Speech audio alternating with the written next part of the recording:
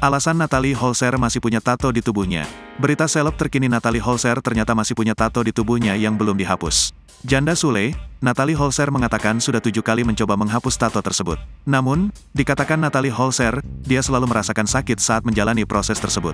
Hapus tato tuh gak gampang loh, harus berkali-kali laser, kata komentar netizen yang ditanggapi Natalie Holzer pada laman TikTok terbarunya, Selasa, tanggal 1 Agustus tahun 2023. Bukannya marah, ia malah berterima kasih karena sudah menjelaskan soal tatonya yang memang membutuhkan waktu untuk dihapus. Hai thank you ya komen baiknya. Aku mau kasih tahu kalau tato aku yang ini, udah 7 kali laser. Udah hilang layarnya cuma memang sakit banget kalau dia terus-terusan, sambungnya. Lebih lanjut, mantan istri Sule itu juga masih berusaha untuk laser berkali-kali agar tatonya terhapus sempurna. Yang ini, tato mawar di lengan. Baru sekali itu aku udah sakit banget karena, sama yang ini, di jari udah ke-7 kali tapi sakitnya minta ampun. Jelasnya, ibu satu anak tersebut menegaskan jika dirinya telah berusaha semaksimal mungkin.